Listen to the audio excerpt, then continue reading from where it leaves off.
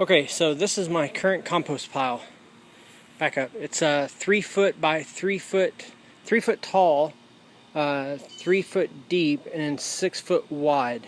I made it out of old fence sections. So this side is pretty much done. I pulled potatoes yesterday, so I threw the remains in there. I'm just starting this side, so I wanted to show you how I do my compost. So I have a little bit of compost on the bottom, as you can see here. As I'm mowing my yard, I'm throwing grass clippings on top, and then I have leftover bags of leaves from the fall and early spring that people had thrown out around the neighborhood and I picked up. So I'm going to add layers of the leaves and the grass clippings as I mow. So I'll show you what it looks like when I'm done with the yard. Okay, so just got finished mowing my yard.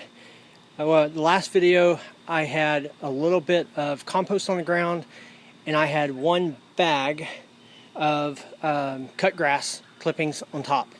I've since added one bag of dried leaves, another load of clipped grass, and I'm going to layer that one more time with one more bag of leaves and one more clipped grass to go on top. So ideally for compost, you want about 2/3 carbon to 1/3 nitrogen, or 2/3 brown to 1/3 green. I use fresh grass clippings, works for me. Again, this bin is a 3x3, a little overflowing. At the beginning of January, I had 0 compost. So all of this compost has been made this year with bags of leaves that I gathered during the fall and the springtime. I think I gathered somewhere around 20-25 bags altogether, and I'm down to that bag and one more bag that size. So after that, I will be done making compost with leaves, and we'll just use grass clippings here going forward. And I have a family of 6 between my wife and 4 kids, so as we go through food and vegetables, we throw our clippings, our extras in here as well, and we mix them up and churn them up.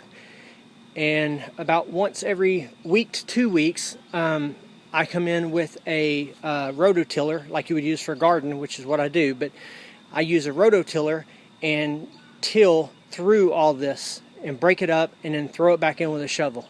And that's why it breaks down so quickly for me, is because I turn it pretty often, and I turn it really well with a rototiller. You can do it with a pitchfork, you can do it with a shovel. It's a lot harder on your back, take you a lot longer to do it. If you have some help, like maybe a couple of 8-year-olds like I do, it goes a little bit faster. But again, this is how I make compost. Today is June the 1st, 2015. I will try to put another photo up in maybe a week or so and show you how this side is progressing. Again, this side is pretty much done, so it's just a matter of getting this composted down and breaking down. It won't be much higher than this, but here you go.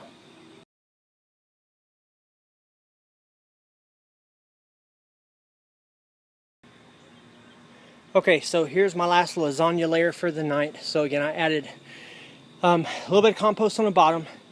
I added some grass clippings, or some grass clippings, fresh grass clippings. Then I added a bag of dried leaves, another bag of grass clippings, another bag of dried leaves, and another bag of grass clippings.